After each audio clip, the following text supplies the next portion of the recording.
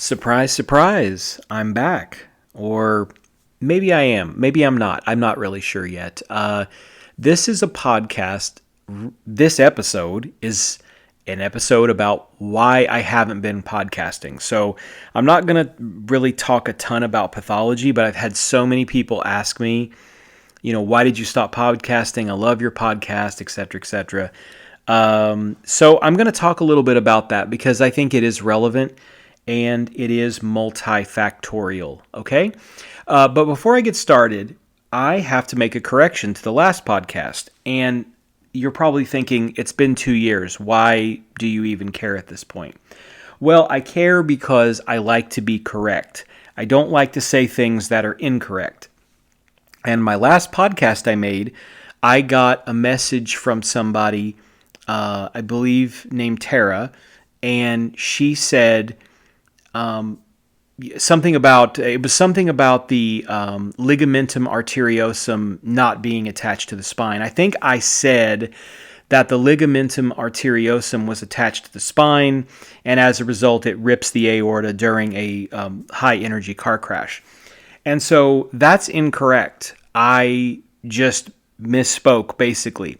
Let me explain. The ligamentum arteriosum, okay, when you are a little baby, you have a blood vessel that goes between the aorta and the pulmonary artery. And it's because, you're not breathing oxygen. You're in the amniotic sac, and you need a connection between those two. Once you are born and you start breathing oxygen, the ductus arteriosus is the name of that. Usually it will involute, which means it's an open tube and then it becomes a little piece of connective tissue, but it doesn't carry blood anymore. Okay, sometimes there are disorders in which that vessel stays open, and when that happens, that's called a patent ductus arteriosus. But in most of us, that thing goes away and it becomes the ligamentum arteriosum. And what happens is that ligamentum arteriosum, that little piece of connective tissue between the aorta and the pulmonary artery, is actually a prime spot for the rupture of an aorta in an acceleration-deceleration process. And the reason why is it does produce an area of stability between those vessels. And so the spine is moving forward and it kind of pushes the aorta forward along with that momentum, and it actually causes it to tear. So I misspoke, and I am correcting that now. And I hope you understand. If you don't, you can give me a message. Okay, so now with that out of the way, let's talk about why I stopped podcasting. Multiple things. Number one, about May 2022, I finally went on a vacation, and I had not been on a vacation since December 2019. So I was very happy to finally go on a vacation. And this is I can make it a much longer story, but it's a short story here. I'm on a train. I'm on a, kind of like a public transport type thing.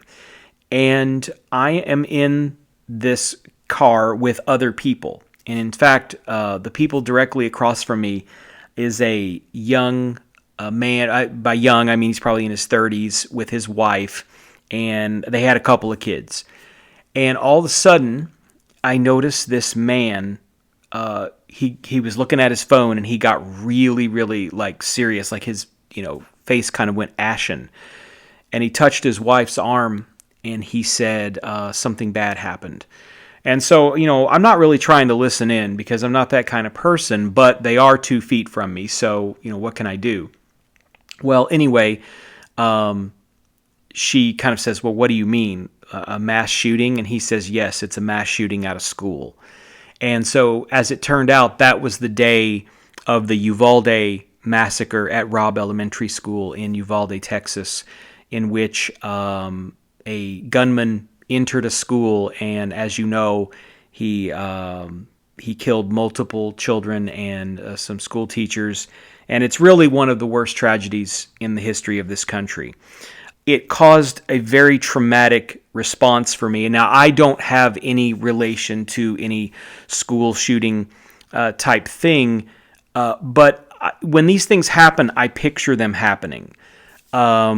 I picture myself like in my own elementary school when I was a child, and I went to a great elementary school, and I loved my teachers and classmates, and I just loved the school and loved the town, and so it's a very difficult thing for me to think about, because I empathize heavily, and then also because I know that the medical examining team and the death investigation team and everybody is going to be involved, the EMTs and everybody, and this will scar them forever. They will never recover, and it's just something that hit home for me because I do see a lot of murders in my job as a forensic pathologist, and then to see that a number of children killed in school, it just was one of those things that it was just such a shocking moment.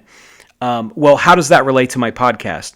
Because I had planned episodes for the next several episodes of my podcast was going to be gunshot wounds. And I was going to cover, range, trajectory, and type of weapon used. And of course, I was going to cover high-powered rifle injuries. Well, and I may have even recorded the podcast. Frankly, I don't remember.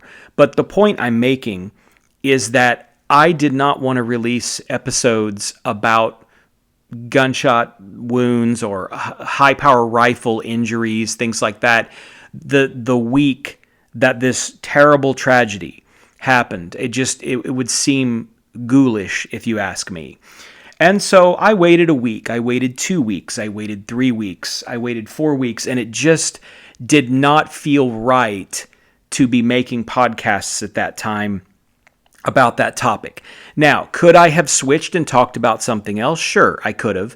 But I just think I was too disturbed by that event to just, I don't know, I just wanted some time off from basically talking about violence. And as you know, violence and death, because as you know, as a forensic pathologist, that is a very large part of my job. Now, at the same time that's occurring, this is hit number 2, my TikTok account is pretty big. I'm getting, I hesitate to say TikTok famous, but, at that time I had several 100,000 followers. And most of what I wanted to say about medicine and pathology and forensics, I could say on my TikTok channel. And I can think of, record and edit and upload a video in under 5 minutes. Now, contrasting that with the podcast issue, with podcasts, it's actually kind of a pain, to be honest, the recording, and then, if I'm going to add sound effects or add music or things like that, I have to mix it down in a separate program, and then I have to convert the files, and then I have to upload it to my podcast host, and it's quite a process. So I think that the ease of TikTok and Instagram and things like that caused me to be a little more apathetic about continuing the podcast. Okay, so the third hit is that I had a change of equipment, and that seems trivial, but it's not trivial. If you listen to my podcasts from 2020, I personally think the sound quality is excellent. The editing is pretty good, and I just loved the computer and the mic that I had at that time. But for some reason, I had to change because that computer is very, very old. But for some reason, it was great for recording stuff. So I had a change of equipment. I had a computer change and some software and stuff. And frankly, it became more difficult to upload the podcasts. To be honest with you, I've recorded a number of episodes that I have not uploaded.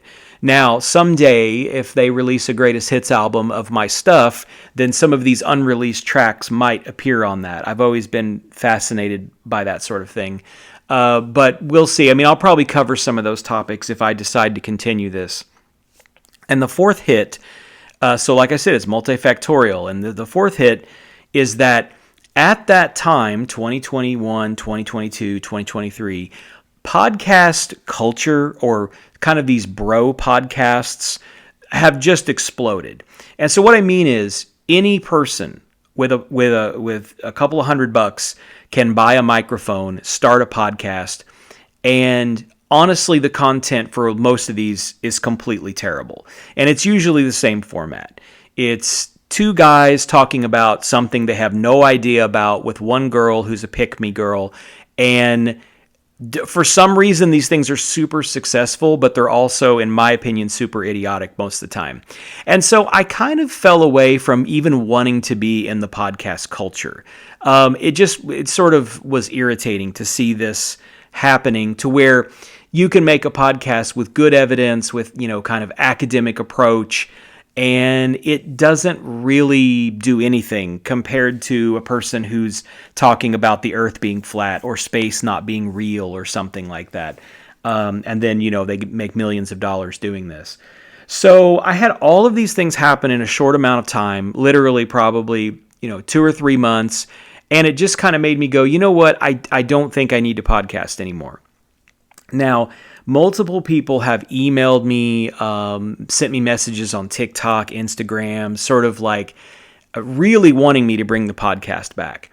And I've really wanted to, but also I was very busy with my actual day job. I mean, 2022 and 2023 were insanely busy for me. Toward the end of 2023, I started to work less, which is a good thing because I wanted to put more time into creative pursuits. And for those who know me, you know that I'm a very creative person. I love to paint. I love to draw. I love to write. I love to record music. You name it. And I enjoy doing it if it's a creative thing. And sometimes it's just I want to, go out and just go for a walk. I want to go walk to the river or something like that. So, I think that all of that together just kind of pushed me away from it. But now things have kind of changed a little bit, and I've had such a response to people just saying, please come back. I enjoy your podcast. I enjoy, listening to it on the way to work. I enjoy listening to it when I'm doing housework or when I'm walking or when I'm exercising. And so I can't guarantee any kind of frequency. Like I'm going to put one out every, 3 days. I mean, I'm not going to put one up every day like some of these podcasters do, unless it were to be a full-time job for me. And I certainly don't have enough subscribers or listeners to make that happen. I'm going to need a lot more than that. But speaking of that, I just want to remind people that, if you want to go to my Instagram, I did change it to The Dead Letter, which is my TikTok name. You can also search my name, Darren L. Wolf, MD. You can probably search Forensic Pathologist and I'll come up. That account on Instagram used to be called Anatomy and the Dead a long time ago when I first started on Instagram. So basically I've got, the main stuff there is TikTok, which I'm not really on as much anymore, Instagram.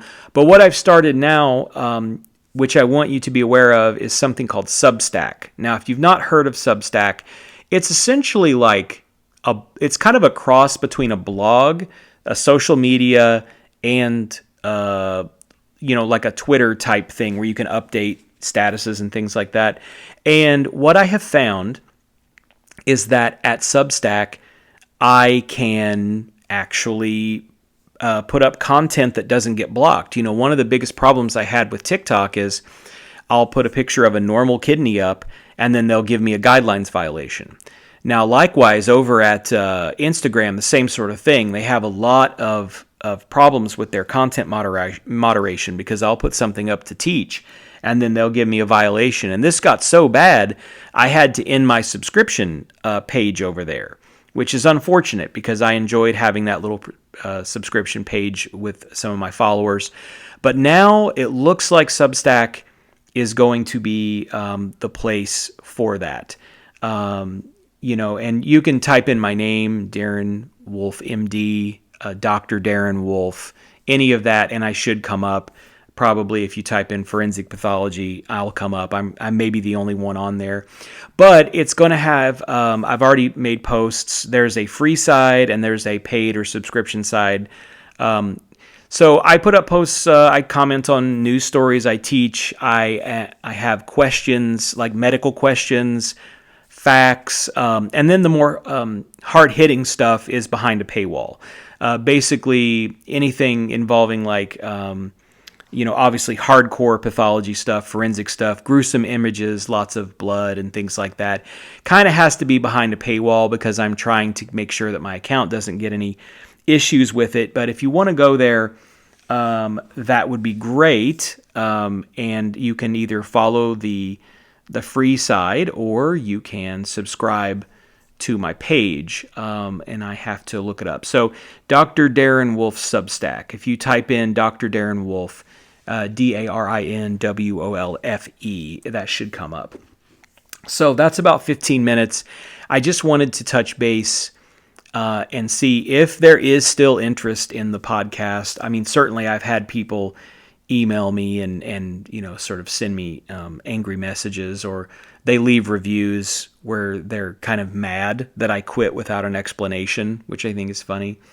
I think it's funny because I don't really owe people an explanation. I mean, they don't pay me to be on there. I've made $0 on that podcast, but maybe if I got 50,000 listeners or something, then maybe I could do it more than I have been. Certainly, there has to be an incentive there for me to go through all the trouble of recording and editing to get the stuff up.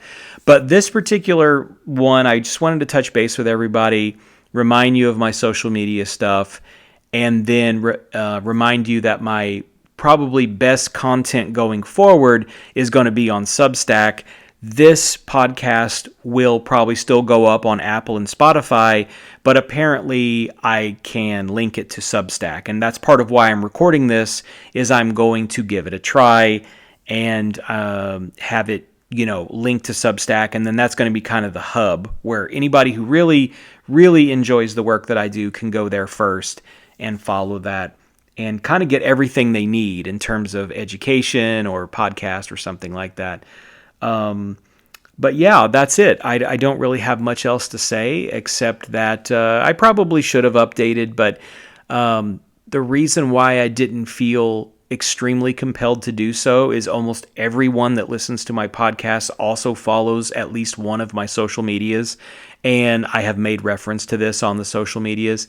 But I've got some topics. I've got some episodes recorded and topics that I'm interested in, and I may comment on cases in the news. I think the podcast is sometimes the best for that, commenting on cases in the news, and then we'll just go from there. And hopefully this will work out. Hopefully you're still listening, and thanks for, being patient after almost 2 years of an absence. And we'll see if we can do something fun here. Maybe I'll have some guests, or maybe it's just going to be me again. We'll see. Anyway, thanks for listening.